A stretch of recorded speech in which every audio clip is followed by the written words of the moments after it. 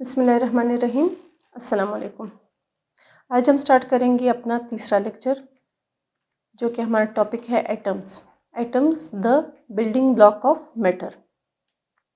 Atom word जो है वो एटॉमस वर्ड से निकला हुआ है। एटॉमस एक ग्रीक वर्ड है, जो कि ग्रीक स्कॉलर्स ने बहुत पुराने वक्तों में उन पार्टिकल्स को दिया जो कि उनके ख़्याल में इंडिविजिबल थे। इन का मतलब नहीं, डिविजिबल का मतलब जो कि तकसीम हुए जा सकते हो। यानी जो पुराने वक्तों के स्कॉलर्स थे उनका ये ख्याल था कि सारे जो सब्सटेंसेस हैं वो ऐसे पार्टिकल्स से मिलकर बने हुए हैं जो कि ख़ुद मज़ीद तकसीम नहीं किए जा सकते हैं, यानी उनका साइज़ इतना ज़्यादा छोटा है। तो उन्होंने ऐसे पार्टिकल्स को नाम दिया एटॉमस का। फिर जॉन डाल्टन ने जब अपनी थ्योरी दी, एटॉमिक थ्योरी, तब उन्होंने मैटर के बेसिक कॉन्स्टिट्यूएंट्स को एटम्स का नाम दे दिया। यानी ये जो एटम्स वर्ड है ये बेसिकली डिराइव हुआ है वर्ड एटॉमस से, जो कि एक ग्रीक वर्ड है। अगर बाय डेफिनेशन हम देखें एटम को तो थोड़ा सा डिफरेंस है। ग्रीक का जो कॉन्सेप्ट था, जो स्कॉलर्स थे उस वक्त के, उनका जो कॉन्सेप्ट था, और अभी जो रिसेंट डेफिनेशन है एटम्स की, उसमें आपको एक स्लाइट डिफरेंस आएगा। उन्होंने ये कहा था कि एटम्स मज़ीद तकसीम नहीं किए जा सकते, लेकिन अब बाय डेफिनेशन जो उसकी डेफिनेशन पे हम जाते हैं तो उसमें ऐसे किसी चीज़ का जिक्र नहीं है। अब जो एटम की डेफिनेशन है वो कुछ यूँ है कि एटम ऐसा स्मॉलेस्ट यूनिट है मैटर का जो कि रिएक्शंस में हिस्सा लेता है, और वो किसी भी एलिमेंट की सारी प्रॉपर्टीज़ को शो करता है। अब यहाँ पे एक चीज़ क्या स्किप हुई, इंडिविजिबल का वर्ड। यानी अब जो न्यू कॉन्सेप्ट है एटम का, उसमें ऐसा कुछ नहीं है कि एटम जो है वो मज़ीद तकसीम नहीं किया जा सकता या एटम के मज़ीद हिस्से नहीं हो सकते, बल्कि इस डेफिनेशन के अकॉर्डिंग ये है कि एटम एक बेसिक यूनिट है मैटर का जो कि रिएक्शंस में हिस्सा लेता है और वो एलिमेंट्स की सारी प्रॉपर्टीज़ को शो करता है। अगर आप गोल्ड का टुकड़ा ले लें और उसको आप 2 फ्रेगमेंट्स में डिवाइड कर दें, ठीक है, उसको कट कर दें 2 फ्रेगमेंट्स में, तो क्या होगा कि गोल्ड का एक टुकड़ा भी गोल्ड की सारी प्रॉपर्टीज़ शो करेगा और जो दूसरा फ्रेगमेंट है वो भी गोल्ड की ही सारी प्रॉपर्टीज़ शो करेगा। कौन सी प्रॉपर्टीज़? वो फिज़िकल भी हो सकती है, वो केमिकल भी हो सकती है। जैसे गोल्ड की प्रॉपर्टीज़ में आता है कि वो सॉफ्ट होते हैं, तो इसका मतलब जो दोनों फ्रेगमेंट्स है वो सॉफ्ट होंगे। वो डक्टाइल होते हैं, यानी उनको थिन वायर्स में, शीट्स में कन्वर्ट किया जा सकता है, तो इसका मतलब दोनों फ्रेगमेंट्स के साथ ये काम हो सकता है। गोल्ड जो है वो हीट और इलेक्ट्रिसिटी के कंडक्टर्स होते हैं, तो इसका मतलब दोनों ही फ्रेगमेंट्स होंगे, क्योंकि दोनों फ्रेगमेंट्स किसके हैं? गोल्ड के हैं। इसी तरह गोल्ड जो है वो एयर के मॉलिक्यूल्स अगर उसके साथ रिएक्शन करे तो गोल्ड अनअफेक्टेड रहता है। जैसे आपको पता है आयरन के साथ अगर एटमॉस्फेरिक ऑक्सीजन रिएक्शन कर ले तो रस्टिंग हो जाती है उसमें, ठीक है, लेकिन गोल्ड के साथ अगर ऐसा कुछ हो तो उस पर कोई असर नहीं पड़ता। तो ये सारी क्या है? गोल्ड की बेसिक प्रॉपर्टीज़ है। तो हमने जो एक टुकड़ा लिया था उसके हमने 2 फ्रेगमेंट्स किए, उन दोनों फ्रेगमेंट्स में ये सारी की सारी प्रॉपर्टीज़ पाई जाएंगी। फिर अगर उन 2 टुकड़ों के आप मज़ीद और टुकड़े कर दो तो उन सब में भी ये सारी प्रॉपर्टीज़ पाई जाएंगी। तब तक ये प्रॉपर्टीज़ पाई जाएगी जब तक ये हमारे पास आखिरी फ्रेगमेंट अचीव नहीं होगा, और वो आखिरी फ्रेगमेंट हमारे पास कहलाएगा एटम। और उस आखिरी फ्रेगमेंट में भी गोल्ड की सारी प्रॉपर्टीज़ मौजूद होंगी। डायग्राम देखें आप 1.4। इस डायग्राम में गोल्ड फॉइल शीट की एक पिक्चर दी हुई है। अब ये पिक्चर जो है ये ऐसे तो नहीं बन सकती। एटम्स इतने छोटे होते हैं कि उनको हम आम आंख से देख भी नहीं पाते, बल्कि आम आंख से क्या, हम उसको माइक्रोस्कोप से भी नहीं देख पाते। यानी जो इलेक्ट्रॉन माइक्रोस्कोप होता है, जो कंपाउंड माइक्रोस्कोप होता है, उनसे हम नहीं देख पाते। लेकिन एक टेक्निक है स्कैनिंग टनलिंग माइक्रोस्कोपी, उसके ज़रिए किसी हद तक ये पॉसिबल हो पाया है कि उसकी एक डायग्राम देखी जा सके। तो ये उसी एसटीएम के ज़रिए एटम का एक पुटअप है, गोल्ड की एक डायग्राम है गोल्ड फॉइल की, जो कि कुछ उसके एटम्स का स्ट्रक्चर दिखा रही है। अच्छा जी, एटम्स इतने छोटे होते हैं कि उनको हम आम आंख से नहीं देख सकते। आम आंख से भी नहीं बल्कि हम उनको कंपाउंड माइक्रोस्कोप से या इलेक्ट्रॉन माइक्रोस्कोप से भी नहीं देख सकते। तो एक ऐसी टेक्निक है जिसके ज़रिए किसी हद तक ये हो पाया है कि एटम विजिबल हों। तो गोल्ड फॉयल के केस में ये गोल्ड फॉयल शीट की एक डायग्राम है जो कि एसटीएम के ज़रिए ली गई है। एसटीएम क्या है? Scanning tunneling microscopy. इस टेक्निक के ज़रिए किसी हद तक विजिबल हो पाया है कि एटम कैसे दिखते होंगे। अच्छा जी, फिर हम आ जाते हैं कि एटम्स नेचर में कैसे एग्जिस्ट करते हैं। तो एटम्स जो है वो क्योंकि इतने छोटे हैं और वो इतने अनस्टेबल होते हैं कि वो नेचर में फ्रीली एग्जिस्ट नहीं कर सकते, यानी एक एटम एग्जिस्ट फ्रीली नहीं कर सकता। लेकिन क्योंकि साइंस में हम कभी भी ऑलवेज का वर्ड यूज़ नहीं करते, क्योंकि कुछ ना कुछ एक्सेप्शंस होती हैं। इसी तरह इस केस में भी एक एक्सेप्शन है। एक्सेप्शन कौन सी? पीरियोडिक टेबल का जो लास्ट ग्रुप है जिसको हम नोबल गैसेस या आइडियल गैसेस कहते हैं, उस ग्रुप के बारे में ये है कि वो फ्रीली रह सकते हैं क्योंकि वो स्टेबल होते हैं। लेकिन वो एटम्स भी जो कि अपने सिंगल एटॉमिक फॉर्म में रह सकते हैं, उनको फिर मोनो एटॉमिक मॉलिक्यूल्स का नाम दिया जाता है। उनको फिर भी एटम नहीं कहा जा सकता बल्कि मोनो एटॉमिक मॉलिक्यूल कह दिया जाता है। अच्छा जी, अब ये देख लेते हैं कि एटम्स नेचर में कैसे एग्जिस्ट करते हैं। एटम्स नॉर्मली फ्री स्टेट में एग्जिस्ट नहीं करते, यानी एक एटम अकेला नेचर में फ्रीली एग्जिस्ट नहीं करता। लेकिन क्योंकि साइंस में हमेशा कुछ ना कुछ एक्सेप्शन होती है, तो इस केस में भी कुछ एक्सेप्शन है। एक्सेप्शन कैसी? नोबल गैसेस या आइडियल गैसेस जो कि लास्ट ग्रुप है पीरियोडिक टेबल का, उसके जो सारे गैसेस हैं उनके बारे में ये है कि वो एटॉमिक फॉर्म में एग्जिस्ट करते हैं, लेकिन तब भी उन मॉलिक्यूल्स को मोनो एटॉमिक मॉलिक्यूल्स का नाम दिया जाता है, उनको एटम्स नहीं कहा जाता। फिर उनमें कौन कौन से हैं? हीलियम है, आर्गॉन है, नियॉन है, क्रिप्टॉन है, जिनॉन है। ये सारे एग्जाम्पल्स हमारे पास नोबल गैसेस की है और इन सारे के बारे में हम ये कहते हैं कि वो अपने एटॉमिक फॉर्म में भी फ्रीली अवेलेबल होते हैं, स्टेबल होते हैं और फ्रीली वो कंसिस्ट करते हैं और फ्रीली वो एग्जिस्ट करते हैं। क्योंकि हमने डेफिनेशन में ही देखा कि इनडिविजिबल वाला पार्ट मजीद अब उस एटम की डेफिनेशन का हिस्सा नहीं है।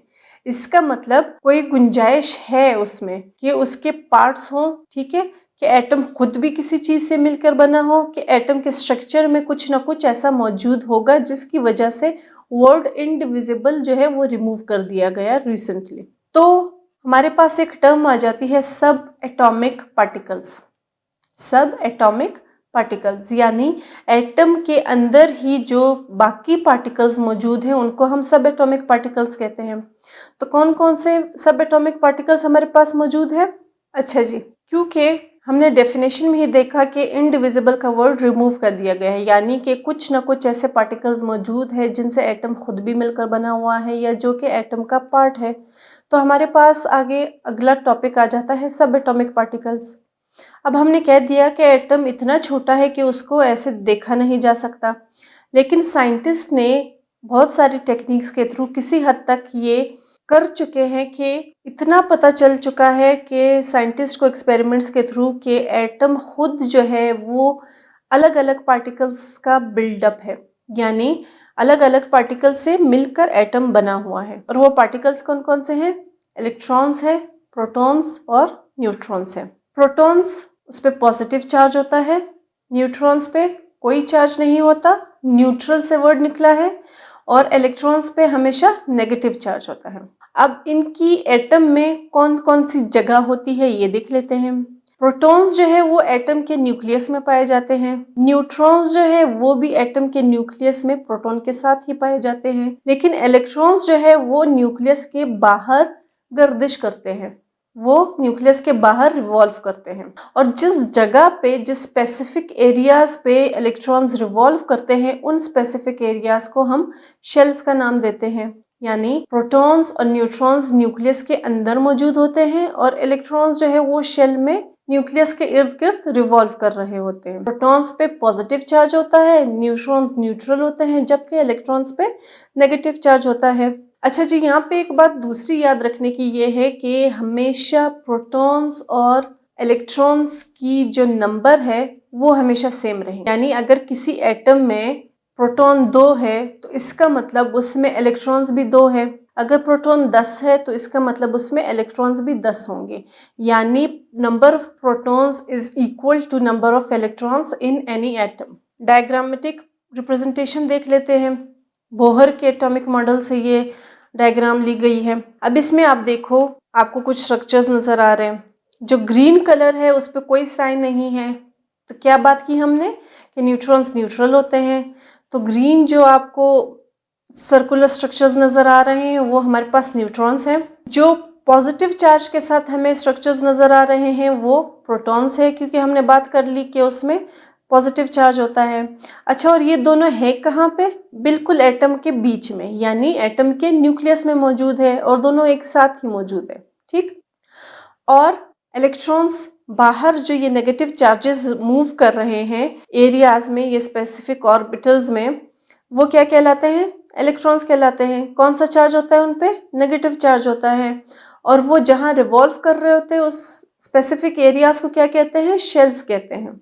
एक और पिक्चर हमारे पास आ गई, क्योंकि बार बार हम ये कह रहे हैं कि एटम इतना छोटा है कि उसको देखा नहीं जा सकता आम आंख से, तो इसलिए कुछ न कुछ टेक्निक्स जो है वो ट्राई होती रहती हैं ताकि उसका एक स्पेसिफिक स्ट्रक्चर फाइंड आउट किया जा सके साइंटिस्ट के थ्रू।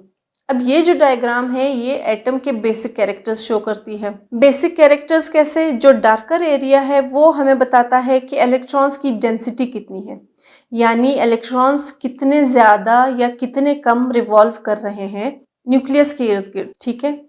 जो बिल्कुल दरमियान में व्हाइट डॉट आपको नजर आ रहा है वो क्या शो कर रहा है? न्यूक्लियस को शो कर रहा है। और जितना ये जो क्लाउडी एरिया है ये डार्क होगा, इसका मतलब इलेक्ट्रॉन की डेंसिटी उतनी ज्यादा होगी। जितना ये जो क्लाउडी एरिया है ये लाइट होगा, इसका मतलब उतनी ही इलेक्ट्रॉन की डेंसिटी कम होगी। ठीक है जी। फिर अगर हम देखते हैं एटम का साइज, तो एटम का साइज हम कहते हैं कि 10⁻⁻10 के इक्वल है। यानी अगर हम उसको दूसरे वर्डों में कहा जा सकता है कि एक एंगस्ट्रॉम के इक्वल है। लेकिन जो न्यूक्लियस का साइज है वो 10⁻⁻15 के इक्वल है, यानी 1 फेम्टोमीटर के इक्वल है। यानी जो न्यूक्लियस का साइज है वो एटम के साइज से भी बहुत ही ज़्यादा छोटा है।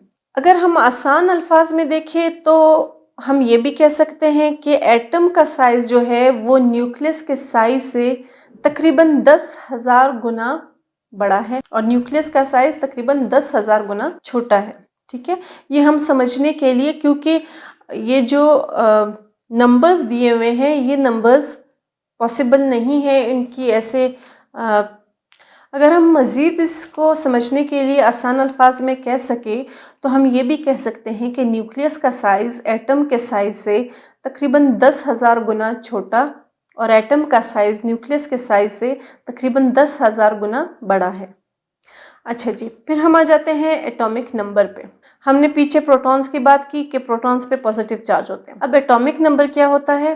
किसी भी एटम में, किसी भी एलिमेंट में प्रोटॉन्स की कितनी तादाद मौजूद है वो हमारे पास कहलाता है एटॉमिक नंबर। यानी the number of protons in an atom is equal to atomic number. क्या कहलाता है? Atomic number. सिंबलाइज कैसे करते हैं, डिनोट कैसे करते हैं हम उसको? कैपिटल Z से। ठीक है। Atomic number number of protons को कहते हैं जो कि किसी भी एटम में मौजूद हो और उसको हम डिनोट करते हैं कैपिटल Z से। एग्जाम्पल अगर हम देख लें तो सबसे जो स्टार्टिंग एलिमेंट है वो हमारा हाइड्रोजन होता है। ठीक है। पीरियोडिक टेबल में हम वही ले लेते हैं एग्जाम्पल। हाइड्रोजन में आपको पता है कि एक प्रोटॉन है, उसका एटॉमिक नंबर आपने देखा होगा पीरियोडिक टेबल में कि H उसका सिंबल शो होता है और उसके ऊपर 1 लिखा हुआ होता है। वो 1 क्या शो करता है? वो नंबर ऑफ प्रोटॉन्स को शो करता है, यानी एटॉमिक नंबर को शो करता है। तो जिस जिस एटम पे जो जो भी number as atomic numbers mention है वो नंबर्स असल में उनके प्रोटॉन्स की तादाद है। तो अगर हाइड्रोजन में एक प्रोटॉन है इसका मतलब उसका एटॉमिक नंबर क्या हुआ? 1 हुआ। अगर हम कार्बन की बात कर ले तो उसका एटॉमिक नंबर हम 6 लिखते हैं, तो इसका मतलब उसमें कितने प्रोटॉन्स मौजूद है? 6 प्रोटॉन्स मौजूद है। अगर हम इसी तरह ऑक्सीजन की एग्जांपल ले ले तो एटॉमिक नंबर उसका हम 8 लिखते हैं।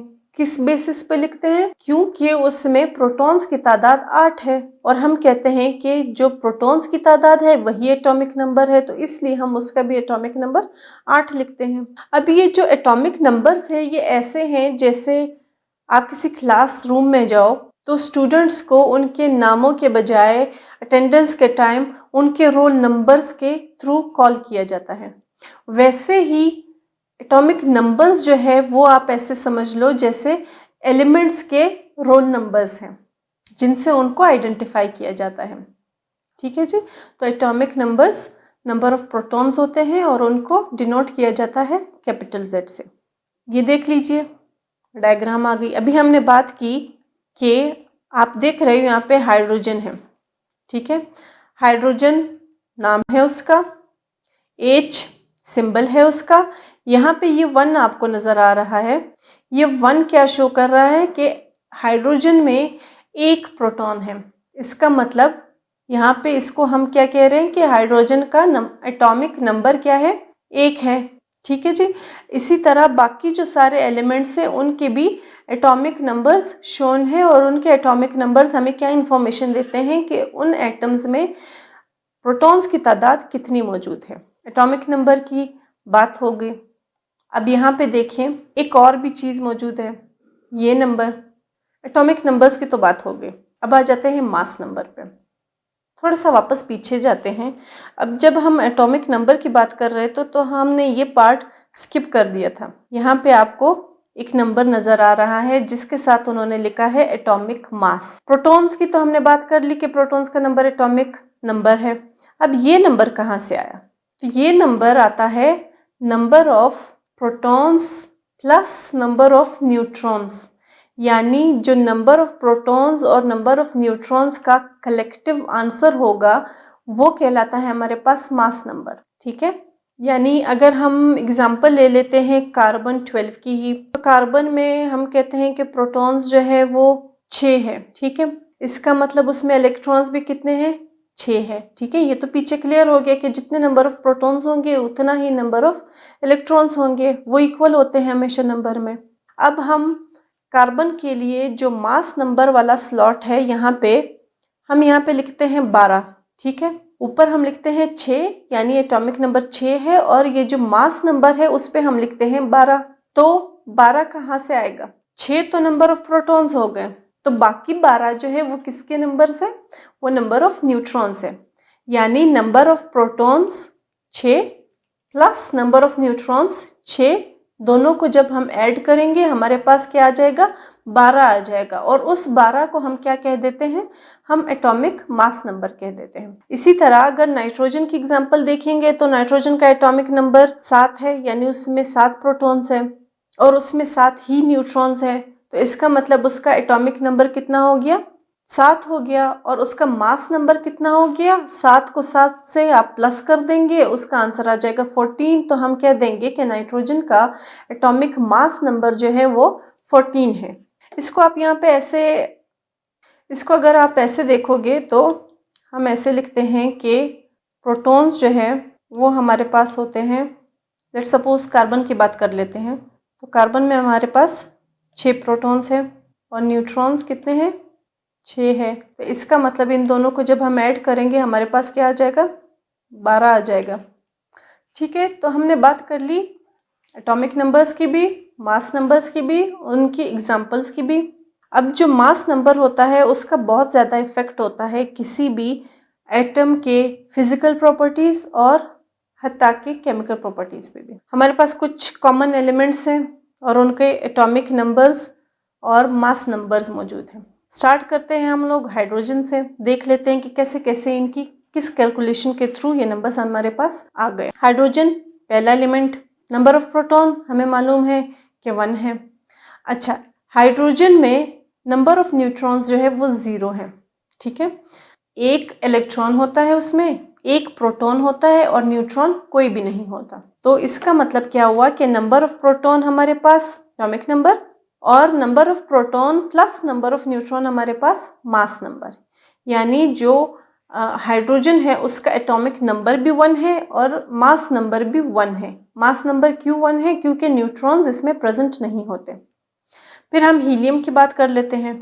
2 इसमें प्रोटॉन्स हैं, 2 इसमें न्यूट्रॉन्स हैं। तो अगर हम एटॉमिक नंबर की बात करेंगे तो हम सिर्फ प्रोटॉन्स लेंगे, यानी 2 इसका एटॉमिक नंबर है। अगर हम मास नंबर की बात करेंगे तो हम इस 2 को प्लस कर देंगे। अगर हीलियम की हम बात करते हैं तो नंबर ऑफ प्रोटॉन्स कितने हैं? 2 है, तो इसका मतलब एटॉमिक नंबर कितना हुआ उसका? 2 है। Number of neutrons plus protons, जिसको हम मास नंबर की कैलकुलेशन के लिए यूज करते हैं, वो कितने हैं? 2 हमारे पास प्रोटॉन है और 2 हमारे पास न्यूट्रॉन्स है। इसका मतलब इनके बीच में एडिशन का प्रोसेस होगा, यानी इस 2 को इस 2 के साथ आप प्लस करोगे तो आपके पास 4 आ जाएगा और ये 4 हमारे पास मास नंबर होगा। इसी तरह कार्बन 6 + 6 12, नाइट्रोजन 7 + 7 14, ऑक्सीजन 8 + 8 16, सोडियम इसमें नंबर ऑफ प्रोटॉन्स 11 होते हैं और नंबर ऑफ न्यूट्रॉन्स जो है वो 12 होते हैं। तो इन दोनों को अगेन जब हम प्लस करेंगे तो हमारे पास 23 आ जाएगा, यानी मास नंबर जो है उसका 23 है और एटॉमिक नंबर जो है वो क्या होगा? 11 होगा। वो हम नंबर ऑफ न्यूट्रॉन्स नहीं बल्कि नंबर ऑफ प्रोटॉन्स लेंगे जो कि 11 है। इसी तरह कैल्शियम 20 और 20 40, 40 क्या हो जाएगा? मास नंबर हो जाएगा और 20 क्या हो जाएगा? उसका एटॉमिक नंबर हो जाएगा। ठीक है जी। अच्छा, मॉडर्न साइंस ने हमें अब इस काबिल कर दिया है कि हम इंक्रीज या डिक्रीज ला सके नंबर ऑफ पार्टिकल्स में जो कि न्यूक्लियस में मौजूद है। शेल्स की बात नहीं हो रही, न्यूक्लियस की बात हो रही, यानी हम इलेक्ट्रॉन्स को नहीं छेड़ सकते। अच्छा जी, मॉडर्न साइंस से अब ये हो चुका है कि हम न्यूक्लियस के अंदर जो पार्टिकल्स है उसका नंबर हम इंक्रीज या डिक्रीज कर सकते हैं। सिर्फ न्यूक्लियस की बात हो रही है, शेल्स की नहीं, यानी हम नंबर ऑफ इलेक्ट्रॉन्स को नहीं छेड़ सकते, लेकिन नंबर ऑफ प्रोटॉन्स और न्यूट्रॉन्स जो हैं उसमें से हम नंबर को इंक्रीज या डिक्रीज कर सकते हैं। तो ऐसा करने से एटम की टाइप चेंज हो जाती है।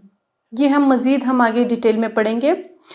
नेचुरली 90 टाइप्स जो है एटम्स की, डिफरेंट टाइप्स अब तक पाई जाती हैं, जबकि बहुत सारी जो है वो लेबॉर्ट्रीज में भी बनाई जाती है। फिर हम आ जाते हैं रिलेटिव एटॉमिक मास या एटॉमिक मास यूनिट पे। फिर हम आ जाते हैं relative atomic mass and atomic mass unit पे। रिलेटिव यानी कोई रिश्ता बनाना, कोई कनेक्शन बनाना, ठीक है। तो रिलेटिव एटॉमिक मास किसी भी एटम का तब कहलाएगा जब उसको कंपेयर किया जाएगा किसी चीज से, ठीक है। कंपेयर हम किससे करेंगे?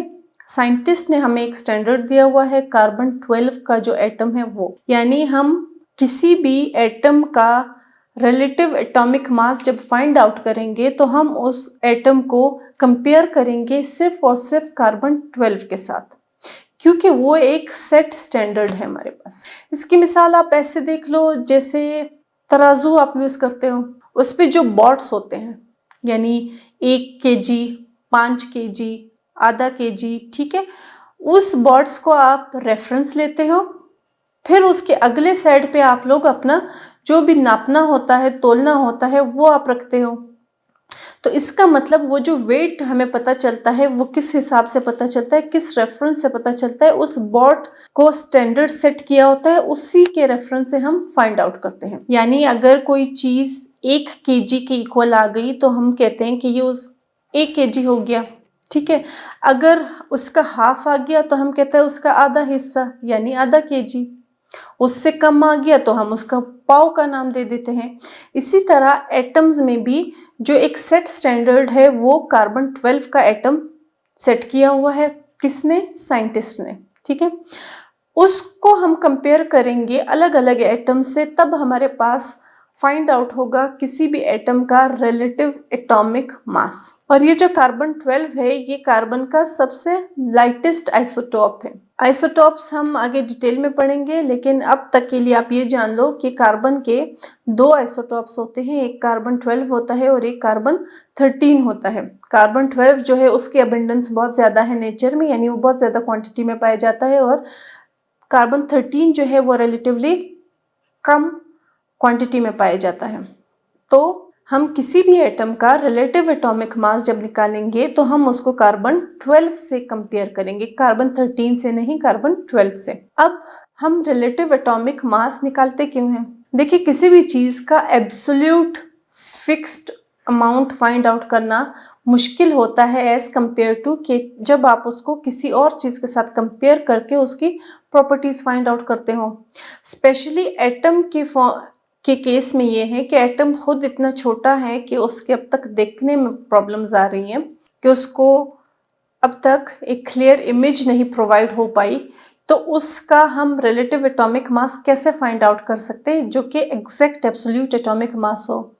तो इसलिए ज़्यादा इजी होता है हमेशा कोई भी एब्सोल्यूट वैल्यू फाइंड करने से, ये ज़्यादा इजी होता है कि हम उसको एक कंपेरेबल रेशो में देखा जाए, एक कंपेरेबल प्रोसेस के थ्रू देखा जाए, एक स्टैंडर्ड सेट करके, तो उससे हमें ज़्यादा आसानी से मिल सकता है उनका रेशो, उनकी प्रॉपर्टीज़, उनके मासेस। तो इसीलिए ये रिलेटिव एटॉमिक मास का जो फिनोमिना है वो यूज़ किया जाता है। अब मासेस हम कह रहे हैं कि कंपेयर करने, हमने कैसे कंपेयर करने? ये तो तराजू के थ्रू नहीं हो सकते। इसके लिए स्पेसिफिक टेक्निक्स होती है। स्पेक्ट्रोमीटर एक इंस्ट्रूमेंट है जिसके थ्रू, एक टेक्निक है जिसके थ्रू फाइंड आउट किए जा सकते हैं या मासेस कंपेयर किए जा सकते हैं। जो एटॉमिक और मॉलिक्यूलर मासेस है वो कौन सी यूनिट में मेजर किए जाते हैं? जो एटॉमिक और मॉलिक्यूलर मासेस है वो एक फिक्स्ड यूनिट में मेजर किए जाते हैं। कौन सी यूनिट है वो? एटॉमिक मास यूनिट, AMU, ठीक है। या फिर उसको हम कहते हैं कि यूनिफाइड एटॉमिक मास यूनिट, जिसको हम U से भी शो कर सकते हैं, ठीक है जी। अब ये यूनिट इटसेल्फ, इसकी क्या डेफिनेशन है कि कार्बन 12 के मास का एक हिस्सा, यानी 1/12 ऑफ कार्बन 12 का एटम का मास, यानी 12 जो डिजिट्स हैं उसमें से एक हिस्सा की अगर हम बात करें उसके मास की, तो वो हमारे पास इक्वल होगा एक एटॉमिक मास यूनिट के। अगर हम किलोग्राम्स में इसकी वैल्यू देखेंगे तो किलोग्राम्स में एक एटॉमिक मास यूनिट जो है वो इक्वल होगा 1.660542 इंटू 10⁻27 किलोग्राम्स। अगर हम ग्राम्स में बात करेंगे तो बाकी की वैल्यू तो एग्जैक्टली सेम रहेगी, पावर इसकी चेंज होके 10⁻24 ग्राम्स में चली जाएगी, यानी मजीद छोटी हो जाएगी। अच्छा जी, अब पीरियोडिक टेबल में जो हमारे पास एटॉमिक मासेस गिवन है, हमने पीछे बात की एटॉमिक मास की, क्या थे atomic mass? Number of protons plus number of neutrons थे, ठीक है। तो वो जो एटॉमिक मासेस की हमने बात की, वो एटॉमिक मासेस कैसे फाइंड आउट होते हैं? पीछे 2-3 दफा एक टर्म आई आइसोटॉप्स की, ठीक है। आइसोटॉप्स वो होते हैं जिनका एटॉमिक नंबर तो सेम होता है लेकिन मास नंबर चेंज होता है। और मास नंबर क्यों चेंज होता है? पीरियोडिक टेबल में जो एटॉमिक मासेस गिवन है वो हमें कहाँ से मिलते हैं? वो एवरेज होता है सारे आइसोटॉप मासेस का, किसी भी एटम का, किसी भी एलिमेंट का। अब बार बार आइसोटॉप की बात आ रही है तो हम थोड़ा सा उसको डिस्कस कर लेते हैं। आइसोटॉप्स जो है, आइसोटॉप्स वो होते हैं जिनका एटॉमिक नंबर तो सेम होते हैं, यानी वो एक ही एटम के डिफरेंट फॉर्म्स होती हैं। वो फॉर्म्स चेंज क्यों होती है? कि उसमें एटॉमिक नंबर तो सेम होता है लेकिन जो मास नंबर है वो चेंज होता है। एटॉमिक नंबर सेम है, इसका मतलब प्रोटॉन के नंबर को कोई नहीं छेड़ रहा, ठीक है, प्रोटॉन का नंबर फिक्स रहेगा। मास नंबर चेंज हो रहा है तो हम क्या कहते हैं कि मास नंबर जो है वो प्रोटॉन और न्यूट्रॉन की एडिशन है, जो कलेक्टिव वैल्यू है वो है। तो अगर हम प्रोटॉन को नहीं छेड़ रहे तो इसका क्या मतलब? हमने पीछे बात की कि साइंस ने हमें इतना आगे पहुंचाया है कि हम उनकी वैल्यू को इंक्रीज या डिक्रीज कर सके। तो इसका मतलब वो जो इंक्रीज या डिक्रीज है वो न्यूट्रॉन के नंबर्स में होती है। तो जैसे हम कार्बन की बात करते हैं तो कार्बन के 2 आइसोटॉप्स है, एक है कार्बन 12 और एक है कार्बन 13। इसका मतलब दोनों कार्बन में दोनों फॉर्म्स में एटॉमिक नंबर तो 6 ही है, यानी नंबर ऑफ प्रोटॉन्स जो है वो 6 ही है। तो कार्बन 12 में नंबर ऑफ न्यूट्रॉन्स भी 6 है, इसलिए एटॉमिक मास 12 रहा। लेकिन जो कार्बन 13 है उसमें एटॉमिक नंबर तो 6 है, लेकिन एटॉमिक मास चेंज हो गया। क्यों? क्योंकि नंबर ऑफ न्यूट्रॉन्स 7 थे, यानी 13 हो गया। तो जो एटॉमिक मासेस पीरियोडिक टेबल में इनलिस्ट है वो किस बेसिस पे हैं कि जिस भी एलिमेंट के जितने भी आइसोटॉप्स मौजूद है उनका एवरेज लिया जाता है। हम कार्बन की ही बात कर रहे हैं तो हम कार्बन 12 और कार्बन 13 का एवरेज लेंगे। और वो एवरेज कैसे लिया जाता है कि उसकी एबिंडेंस को भी जहन में रखा जाता है, यानी कौन सा आइसोटॉपिक फॉर्म कितनी परसेंटेज में नेचर में मौजूद है वो देखेंगे। अब यहाँ पे अगर हम देखें तो ये ऑब्जर्व किया गया है कि कार्बन 12 जो आइसोटॉपिक फॉर्म है, जो लाइटेस्ट आइसोटॉपिक फॉर्म है कार्बन का, वो नेचर में 98.9% पाया जाता है, यानी ऑलमोस्ट सारी परसेंटेज इसी की है। जो 13 है वो 1.11% पाया जाता है। ठीक है, ये क्या है? इसकी एबिंडेंसेस है, यानी उसकी परसेंटेजेस नेचर में जितना वो पाए जाते हैं। तो अब हम अगर इसका मास निकालेंगे, कैसे निकालेंगे? हम इसका मास ऐसे निकालेंगे कि नाइट्रोजन कार्बन 12 की एबिंडेंस यानी 98.9 मल्टीप्लाई बाय कार्बन 12। ठीक है, कार्बन 12 आइसोटॉपिक फॉर्म की ही एबिंडेंस है। प्लस करेंगे इसको किससे? अगेन एबिंडेंस ऑफ कार्बन 13 एंड 13 उसका एटॉमिक मास नंबर। इनको जब हम ऐड कर देंगे तो क्योंकि हम परसेंटेज में बात कर रहे हैं तो हम इसका जो कलेक्टिव आंसर आएगा उसको 100 से डिवाइड करेंगे तो हमारे पास क्या आ जाएगा? 12.01 एटॉमिक मास यूनिट, यानी उसका कार्बन का मास आ जाएगा। कौन सा कार्बन? जिसको हम एज अ स्टैंडर्ड ले रहे हैं relative atomic mass find out करने के लिए। ठीक है जी, और यही जो मास नंबर है ये मेंशन होता है पीरियोडिक टेबल में। इसी तरह से हम एक और एग्जांपल ले लेते हैं, कॉपर की एग्जांपल ले लेते हैं। कॉपर के भी दो आइसोटॉप्स हैं। ठीक है, एक है कॉपर 62.93, एक ही कॉपर 64.93। ठीक है, जो 62.93 है उसकी जो एबंडेंस है वो 69.09 है और 64 वाले की एबंडेंस है 30.19।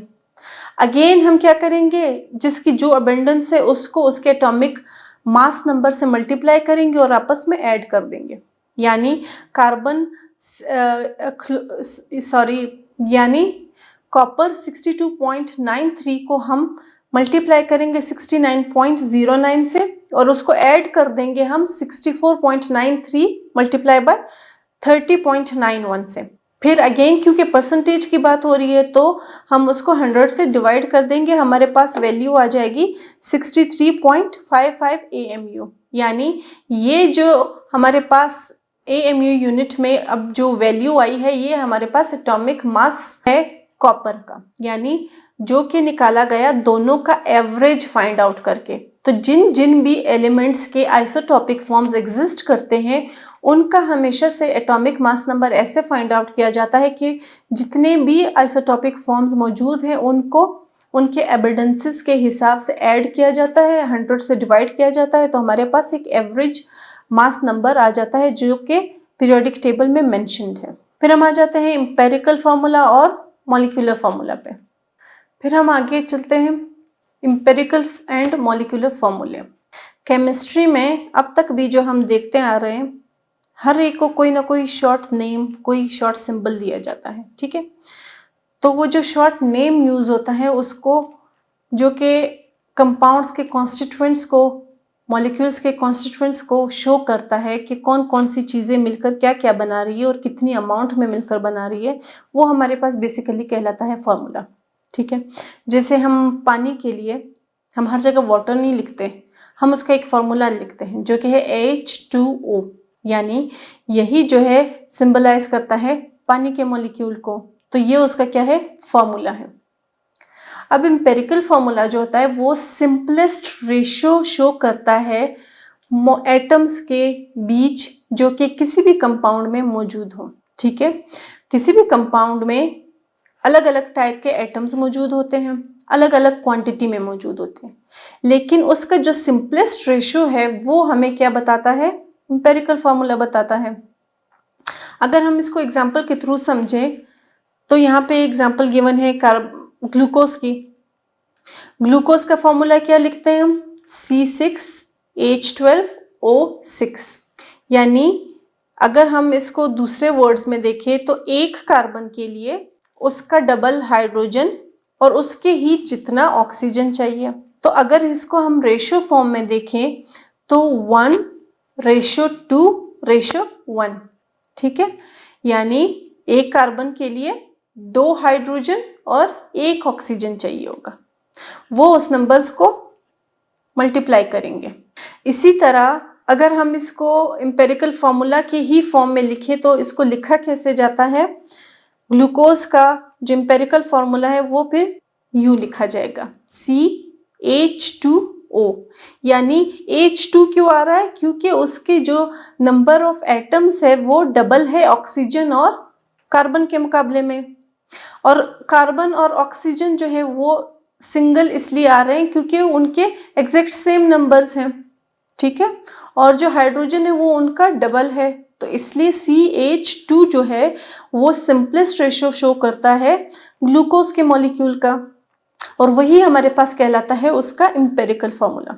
वाटर की हम बात करें तो वाटर का हम पीछे बार बार कहते आ रहे हैं कि 2:1, यानी हाइड्रोजन के 2 एटम्स और ऑक्सीजन का 1, ठीक है।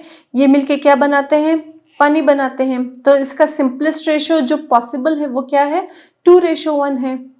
तो ये ही 2:1 क्या शो करता है, उसका एम्पिरिकल फॉर्मूला शो करता है, जो कि अगेन है H2O। अब कुछ ऐसे मॉलिक्यूल्स या कंपाउंड्स होते हैं जिनका मॉलिक्यूलर फॉर्मूला और एम्पिरिकल फॉर्मूला सेम रहता है, उनमें कोई चेंज नहीं आता, यानी जो उनका सिंपलेस्ट रेशियो होता है वही उसका मॉलिक्यूलर फॉर्मूला भी रहता है। ऐसी एग्जांपल हमारे पास पानी की ही है, यानी H2O जो है वो पानी के मॉलिक्यूल का फॉर्मूला है, वो पानी के मॉलिक्यूल का एम्पिरिकल फॉर्मूला भी है और मॉलिक्यूलर फॉर्मूला भी है, ठीक है जी। तो ऐसे कुछ मॉलिक्यूल्स या कंपाउंड्स मौजूद हैं नेचर में जिनका एम्पिरिकल फार्मूला और मॉलिक्यूलर फार्मूला में कोई डिफरेंस नहीं है, यानी कि उनका जो एम्पिरिकल फार्मूला जो सिंपलेस्ट रेशियो शो करता है एग्जैक्टली वही चीज़ जो है वो उसका मॉलिक्यूलर फार्मूला भी कहलाती है। अब यहाँ पे एक्टिविटी है कि कुछ एम्पिरिकल फार्मूलाज जो हैं आप लोगों ने इन कंपाउंड्स के फाइंड आउट करने हैं। पहला कंपाउंड है बेंजीन। बेंजीन का फॉर्मूला जो हम लिखते हैं उसका स्ट्रक्चर जैसे बनता है, 6 कार्बन और 6 हाइड्रोजन से मिलकर बनता है, यानी C6H6। अब रेशियो क्या बनेगा, 1:1, 6 ही कार्बन है, 6 ही हाइड्रोजन है, तो इसका मतलब रेशियो क्या बना, 1:1। तो 1:1 को फिर हम कैसे लिखते हैं सिंपलेस्ट फॉर्म में, CH, यानी जितने कार्बन होंगे उतने हाइड्रोजन होंगे। कार्बन 3 है तो हाइड्रोजन भी 3, कार्बन 10 है तो हाइड्रोजन भी 10। अब यहाँ पे कार्बन 6 है तो हाइड्रोजन भी 6। अगला हमारे पास ग्लूकोज है, ग्लूकोज के बारे में हम अभी बात कर चुके हैं, ठीक है।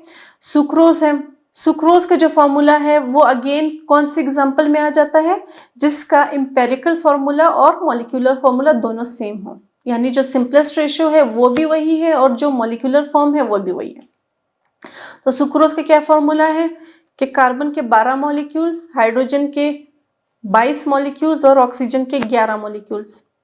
अब इसका तो यहाँ पे इसलिए बन ही नहीं रहा क्योंकि कार्बन 12 है, ऑक्सीजन हमारे पास 11 है और हाइड्रोजन जो है वो 22 है, तो इसका मतलब उनका रेशियो सबका अलग अलग है। तो उसकी यही जो फॉर्म है वो एज यही सबसे सिंपलेस्ट फॉर्म है और यही एज एम्पेरिकल फॉर्मूला शो की जाती है।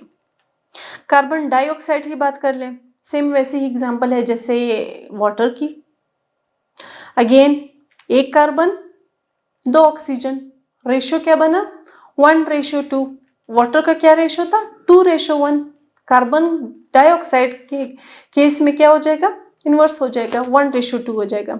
अब इसका अगर हम मॉलिक्यूलर फॉर्मूला लिखें तो भी वो CO2 होगा, और अगर हम एम्पेरिकल फॉर्मूला यानी सिंपलेस्ट रेशियो की फॉर्म में शो करें तो भी ये CO2 ही रहेगा। फिर सेलुलोज, पॉलीएटॉमिक मॉलिक्यूल है, बहुत बड़ा मॉलिक्यूल है, n गिवन है उसके साथ। n का मतलब ये यूनिट जो है, ये जो गिवन यूनिट है यानी C6H10O5, ये मल्टीप्लाइड बाय n है, यानी ये कितनी बार भी रिपीट हो सकती है। तो ऐसे पॉलीएटॉमिक मॉलिक्यूल्स के केस में भी जो सिंपलेस्ट रेशो है वो सेम ही रहता है। सिर्फ फर्क क्या आता है कि ये जो एक यूनिट है, इस एक यूनिट को हम एज एम्पेरिकल फॉर्मूला लेते हैं और मॉलिक्यूलर फॉर्मूला के लिए उसके आगे n लग जाता है, यानी कौन सी मॉलिक्यूल्स में इसी यूनिट को कितनी बार रिपीट किया जाता है ये फिर मॉलिक्यूलर फॉर्मूला में देखा जाता है। एम्पेरिकल फॉर्मूला हमने बात की कि सिंपलेस्ट रेशो है। मॉलिक्यूलर फॉर्मूला यानी सिंपलेस्ट रेशियो में कौन कौन से एटम्स कंबाइन हुए हैं। मॉलिक्यूलर फॉर्मूला हमें ये भी बताता है कि कौन कौन से एटम्स या कौन कौन से मॉलिक्यूल्स कंबाइन हुए हैं, और ये भी बताता है कि कौन कौन से एटम या मॉलिक्यूल की कितनी कितनी क्वांटिटी मौजूद है, यानी कितने एटम्स कंबाइन हुए हैं, वो हमें सबस्क्रिप्ट की फॉर्म में बताया जाता है। जैसे अभी हमने पीछे बात की कार्बन डाइऑक्साइड की, तो कार्बन डाइऑक्साइड की हमने बात की कि CO2 ही उसका एम्पेरिकल फॉर्मूला भी है और उसका मॉलिक्यूलर फॉर्मूला भी है। तो इसका मतलब मॉलिक्यूलर फॉर्मूला में क्या शो कर रहे हैं कि कार्बन का मॉलिक्यूल कंबाइन हो रहा है ऑक्सीजन के 2 मॉलिक्यूल से और वो बना रहा है कार्बन डाइऑक्साइड गैस। तो इसमें 2 चीजें हमें मिल रही हैं। कौन से मॉलिक्यूल्स कंबाइन हो रहे हैं? कार्बन और ऑक्सीजन। कितनी अमाउंट में कंबाइन हो रहे हैं? कार्बन 1 और ऑक्सीजन 2। ठीक है जी। तो मॉलिक्यूलर फॉर्मूला जो है वो हमें 2 इंफॉर्मेशंस देता है कि कौन कौन से कंबाइन हो रहे हैं एटम्स और कितनी कितनी मिकदार में कंबाइन हो रहे हैं। Table salt NaCl, sugar sucrose, again जो उसके एम्पेरिकल फॉर्मूलाज है वो बेसिकली उसके मॉलिक्यूलर फॉर्मूलाज को भी शो करते हैं। क्यों शो करते हैं? क्योंकि उसमें एटम्स की तादाद, एटम्स की टाइप्स, सारा कुछ मेंशन होता है। अब ये जो टेबल है, इस टेबल से एक चीज तो क्लियर हो गई कि 2 बेसिक इंफॉर्मेशन हमें मिल रही है। कंपाउंड की कंपोजिशन, कौन कौन बना रहा है कंपाउंड, ठीक है, कौन कौन से टाइप से कंपाउंड को बनाने के लिए जो एलिमेंट्स प्रेजेंट है। सेकंड, कितनी अमाउंट में मौजूद है कौन सा एटम, यानी कौन से एटम के कितने नंबर्स हैं। ये दोनों इंफॉर्मेशन हमें कहाँ से मिलती है? मॉलिक्यूलर फार्मूला से मिलती है। तो इसलिए ये एम्पेरिकल फार्मूला से चेंज है। एम्पेरिकल फार्मूला हमें सिंपलेस्ट रेशो बताता था, लेकिन मॉलिक्यूलर फार्मूला हमें कंपाउंड की कंपोजिशन भी बताता है और उसका अमाउंट भी बताता है कि कितने नंबर्स में कौन से एटम्स जो है वो कंबाइन हो रहे हैं। फिर हमने पीछे जो सेलुलोज की एग्जांपल दी थी, पॉलीमर है ना, बहुत सारे मॉलिक्यूल्स कंबाइन होके बना रहे हैं, बड़ा मॉलिक्यूल है, बड़ा कंपाउंड है। तो ऐसे केसेस में क्या होता है कि एक ही यूनिट बार बार रिपीट की जाती है। उसमें दूसरी एग्जांपल पॉलीविनाइल क्लोराइड की भी आ जाती है, जिसमें हम उसके साथ मॉलिक्यूलर फॉर्मूला में n लगा देंगे, यानी n जो है वो नॉन नंबर नहीं है, वो फिर स्ट्रक्चर और मॉलिक्यूल के हिसाब से चेंज होगा कि इसमें ये जो यूनिट है C2H3 और Cl, ये 2 दफ़ा रिपीट होगा, 5 दफ़ा रिपीट होगा, 20 दफ़ा रिपीट होगा, कितनी दफ़ा रिपीट होगा ये उस पे बेस्ड है। Thank you. रहीम, अस्सलाम वालेकुम। आज हम स्टार्ट करेंगे लेक्चर नंबर 71 जो कि प्रैक्टिकल से ही रिलेटेड है। इससे पहले हमने जनरल इंस्ट्रक्शंस की बात की थी प्रैक्टिकल्स के लिए। आज के लेक्चर में हम प्रिकॉशंस और सेफ्टी मेजर्स की बात करेंगे कि किन किन चीज़ों से हमने बचना है और कौन कौन सी सेफ्टी मेजर्स हमने यूज़ करने हैं, हमने उनको फॉलो करना है। ठीक है, तो हम चलते हैं सीधे टॉपिक की तरफ, प्रिकॉशंस एंड सेफ्टी मेजर्स। सबसे पहला पॉइंट क्या है कि यूज केमिकल्स इन प्रिस्क्राइब्ड क्वांटिटी। ठीक है, प्रिस्क्राइब्ड क्वांटिटी का क्या मतलब है कि जितनी क्वांटिटी आपको बताई जाए। जैसे आप डॉक्टर के पास जाते हो, आप मेडिसिन लेते हो, तो आप मेडिसिन खुद से पूरा का पूरा पैकेट नहीं ले लेते, आप अपनी मर्जी से 2 या 3 नहीं ले लेते, आप अपनी मर्जी से आधा भी नहीं ले सकते, बल्कि आप कौन से मेडिसिन कितनी क्वांटिटी में लेते हो या किस किस टाइम लेते हो? आप उस टाइम लेते हो जिस टाइम आपको डॉक्टर ने प्रिस्क्राइब किया होता है, जैसे सुबह, दोपहर और शाम को। ठीक है, एक गोली शाम को, एक जो है वो दिन में, इसी तरह आप लेते हो ना। तो यहाँ पे भी हम क्या कह रहे हैं कि आपने केमिकल्स यूज करने हैं लेकिन प्रिस्क्राइब्ड क्वांटिटी में। प्रिस्क्राइब कौन करेगा? डॉक्टर नहीं करेगा। यहाँ पे मेडिसिन की बात नहीं कर रहे हैं, यहाँ पे हम केमिकल्स की बात कर रहे हैं। तो केमिकल्स जो है वो हमें कौन प्रिस्क्राइब करेगा? वो हमें साइंस टीचर, जो भी हमारा साइंस टीचर होगा वो प्रिस्क्राइब करेगा। ठीक है, क्योंकि आपको लैब में कौन लीड कर रहा है, कौन लेके आ रहा है? साइंस टीचर लेके आ रहा है। ठीक है, एक्सपेरिमेंट कौन करा रहा है? साइंस टीचर करा रहा है। तो इसलिए ये जो सारी क्वांटिटी है केमिकल्स की, वो भी किसको पता होगी? वो भी साइंस टीचर को पता होगी। तो आप जब केमिकल्स यूज करोगे प्रैक्टिकल के लिए, तो आप उन केमिकल्स को अपनी मर्जी से नहीं यूज करोगे, बल्कि उसको साइंस टीचर की बताई हुई क्वांटिटी के हिसाब से यूज करोगे। ठीक हो गया। सेकेंड पॉइंट है कि place the chemicals on a proper place. कि आप जो केमिकल्स यूज कर रहे हो उन केमिकल्स को आप यूं ही कहीं पे भी नहीं फेंक सकते या यूं ही कहीं पे भी नहीं रख सकते, बल्कि उनको अपनी प्रॉपर प्लेस पे रखना होगा। ठीक है, अच्छा जी। नेक्स्ट है कि डू नॉट पुट द कॉक of a bottle on the table. आपको पता है कि कॉक जो है वो यूज होता है, ठीक है, कुछ ऐसा स्ट्रक्चर होता है उसका। अब ये जो कॉक होता है ये यूज होता है सील करने के लिए किसी बॉटल वगैरह को, ठीक है, उसका मुंह बंद करने के लिए। तो वो ये कह रहे हैं कि आप जब बॉटल को खोलते हो और आप वो कॉक लेते हो, निकाल लेते हो, तो उस कॉक को आप टेबल पे नहीं रखोगे।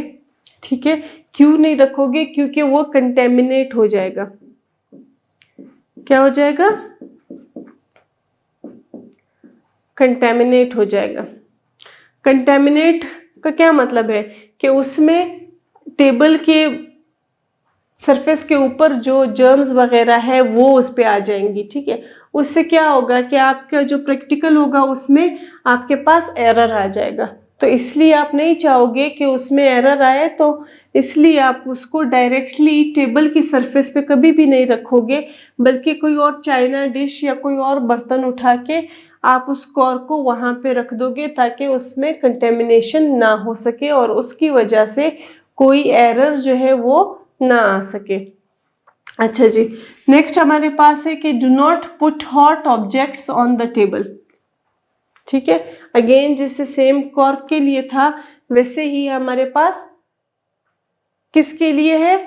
ये हॉट ऑब्जेक्ट्स के लिए भी हमारे पास यही सेम रूल है कि आपने उन हॉट ऑब्जेक्ट्स को टेबल पे डायरेक्टली नहीं रखना, बल्कि हर जो चीज आप यूज करोगे, चाहे वो गर्म हो या ठंडी हो, तो आपको पता होगा कि जब आप केमिकल्स यूज करते हो या केमिकल इंस्ट्रूमेंट यूज करते हो तो उसके लिए आपके पास रैक्स होते हैं। ठीक है, जिसमें आप उन चीजों को रख सकते हो बगैर अपना हाथ जलाए या टेबल पे रखे या किसी जगह को खराब किए। आप उसको होल्डर से पकड़ के सीधा उस रैक में या उस होल्डर में रख सकते हो। तो इसलिए कोई भी गर्म चीज जो है वो आपने डायरेक्टली टेबल पे हरगिज नहीं रखनी। ठीक है, नेक्स्ट जो पॉइंट है हमारे पास वो ये है कि जो अगर आप ग्लास अपरेटस यूज कर रहे हो, ठीक है, अगर आप ग्लास अपरेटस यूज कर रहे हो तो आपने पहले क्या करना है कि वायर गॉज जो है उसको प्लेस करना है ट्राइपॉड स्टैंड पे। ठीक है, आपके पास ग्लास अपरेटस है, सपोज आपके पास है टेस्ट ट्यूब।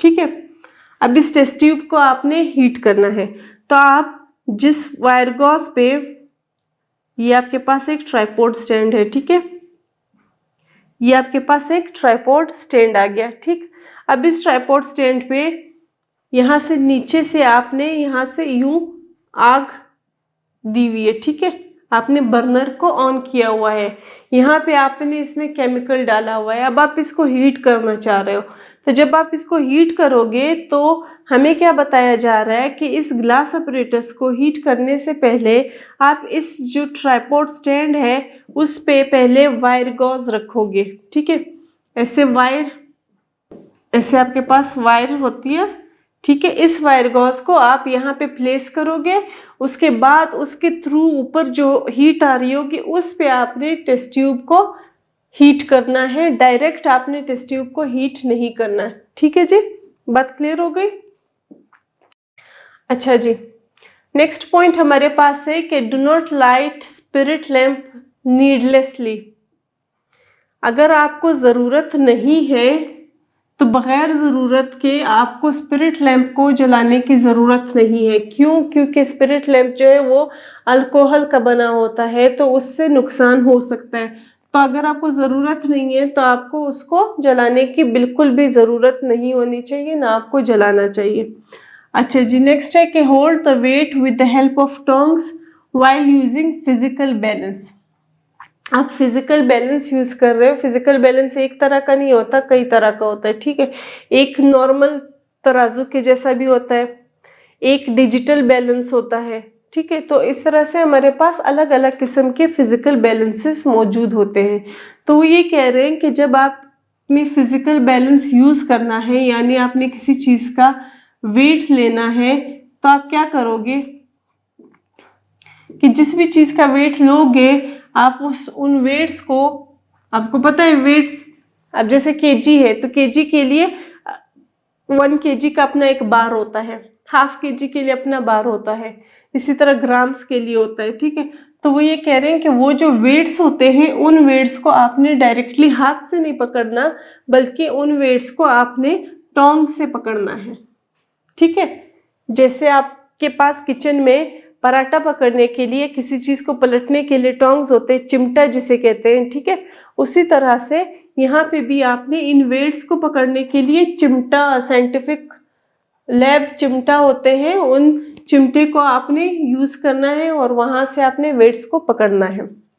अच्छा जी, नेक्स्ट पॉइंट हमारे पास है कि जब हम एक्सपेरिमेंट परफॉर्म कर रहे होंगे, कौन सा एक्सपेरिमेंट? न्यूट्रलाइजेशन का एक्सपेरिमेंट, ठीक है। यानी या तो हम एसिडिक सोल्यूशन को न्यूट्रलाइज करेंगे या फिर हम बेसिक सोल्यूशन को न्यूट्रलाइज करेंगे, तो वो न्यूट्रलाइजेशन का हमारे पास एक्सपेरिमेंट होगा। तो जब न्यूट्रलाइजेशन का एक्सपेरिमेंट हम परफॉर्म करेंगे तब हमने क्या करना है कि एसिड्स को ब्यूरेट में डालना है, एसिड्स को ब्यूरेट में रखना है, और अल्कलीज को जो है उसको हमने बीकर्स में रखना है। और फिर हमने इस एक्सपेरिमेंट को कम से कम 3 बार जो है रिपीट करना है।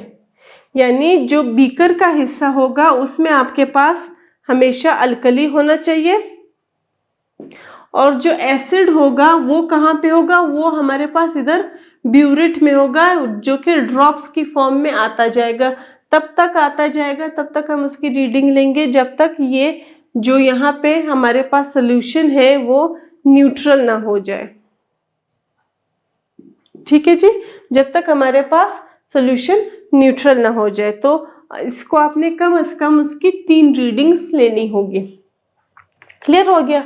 नेक्स्ट पॉइंट हमारे पास है कि इंडिकेटर जो है वो आपने अप्रोप्रिएट क्वांटिटी में यूज करना है। यानी ना तो इतनी ज्यादा क्वांटिटी हो कि हमारे पास रिजल्ट ना होते हुए भी किसी चीज की इंडिकेशन हो जाए, ना ही इतनी कम क्वांटिटी हो कि अगर कोई केमिकल, कोई प्रोसेस उसमें मौजूद है लेकिन फिर भी क्योंकि इसकी क्वांटिटी इतनी कम है तो इसलिए इंडिकेशन ही ना हो। तो ना तो इसकी क्वांटिटी बहुत कम होनी चाहिए, ना ही इसकी क्वांटिटी बहुत ज्यादा होनी चाहिए। अच्छा जी, नेक्स्ट पॉइंट हमारे पास है कि एयर टाइट अपरेटस आपने रखना है, ठीक है। जब आप प्रिपरेशन कर रहे हो किसकी? गैसेस की। आपके पास अलग अलग एक्सपेरिमेंट्स होते हैं ना करने को, तो जब आप एक्सपेरिमेंट करते हो, आप गैसेस को प्रिपेयर करते हो, तब आपने क्या करना है कि इस जो भी अपरेटस आप यूज कर रहे हो उस अपरेटस को आपने प्लास्टर ऑफ पेरिस से सील करना है, ठीक है। आपने उसको बंद करना है, या अगर वो नहीं है तो आपको वैक्स से सील करना है। आप उस पूरे अपरेटस को सील करोगे ताकि ना बाहर की एयर अंदर जा सके, ना ही अंदर से कुछ बाहर आ सके, ठीक है। ऐसा कब आप करोगे? जब आप प्रिपरेशन ऑफ गैसेस करोगे, क्योंकि गैसेस की प्रिपरेशन में इस गलती की गुंजाइश नहीं है कि बाहर से कुछ अंदर जा सके या अंदर से कुछ बाहर आ सके। नेक्स्ट जो पॉइंट है वो है कि लिटमस पेपर जो है उसको यूज़ करने से पहले आपने थोड़ा सा गीला करना है, उसको आपने ड्राई यूज़ नहीं करना, ठीक है। अच्छा जी, फिर लास्ट पॉइंट हमारे पास क्या है कि स्पिरिट लैंप का लिड आपने यूज़ करना है ताकि आप उसको एक्सटिंग्विश कर सको, स्पिरिट लैंप को जला सको। ठीक है जी, तो ये हमारे पास क्या हो गए, ये हमारे पास सेफ्टी मेजर्स थे और प्रिकॉशंस थे जो कि आपने लैब में काम करते वक्त ध्यान रखना है इन सारी बातों का। तो आई होप यहाँ तक आपको सब कुछ क्लियर हो गया होगा। Thank you.